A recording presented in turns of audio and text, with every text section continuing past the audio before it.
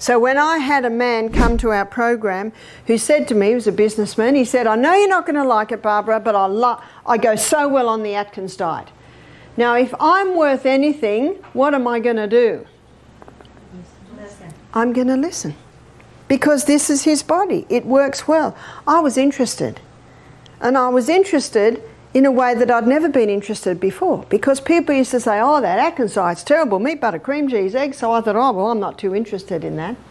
But I became interested in this man.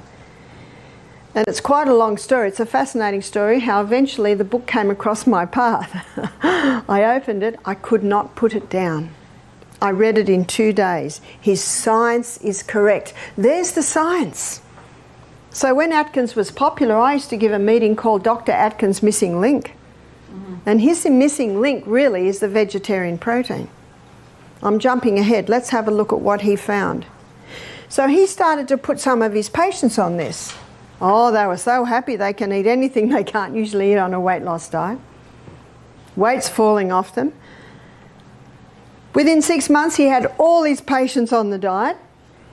After a year, a few things started happening which he was unprepared for. His cancer patients were going into remission. How so? Do you remember what cancer cells are consuming? 15 times the glucose of any other cell. This is a low glucose diet. His diabetics were coming off their medication. This is type 1 and type 2 diabetics. Absolutely there was weight loss. You might be surprised at the next one. His patients on with high cholesterol levels came back to normal. And what are they eating? Meat, butter, cream, cheese, eggs. What are people told if they want to get their cholesterol levels down? What have they got to stop? Meat, butter, cream, cheese, eggs. Is that right? He's scratching his head. He only did it for weight loss. And that's why he wrote his book. But before he wrote his book, he went into the medical journals.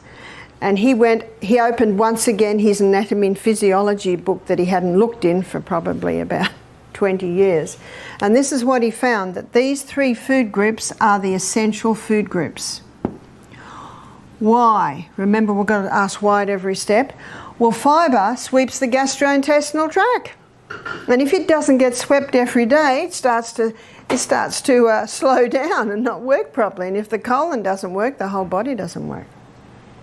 Plus, it is in the fibre part of food, there's often a concentration of the nutrients. Protein's essential. 50% of the membrane around every cell in the body is protein. Remember yesterday we looked at how the new cell is built up with amino acids? My son, James, he inherited my body type. It's hard to put on weight, and that's bad news for a boy because they want to be big.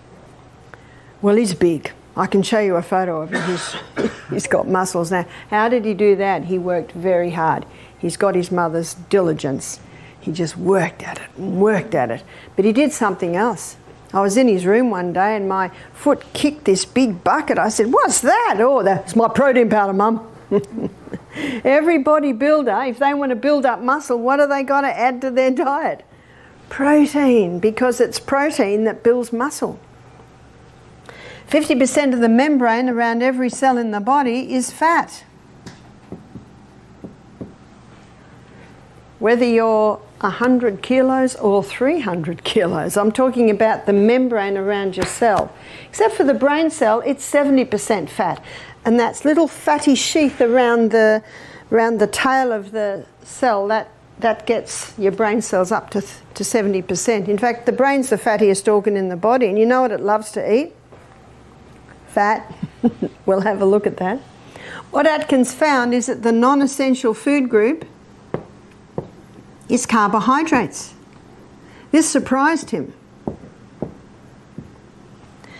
Now let me define that. I'm not saying carbohydrates are bad. I'd be a fool to do that. We love them. We enjoy them. They're not bad. They only pose a problem when they're overdone and refined. Got that?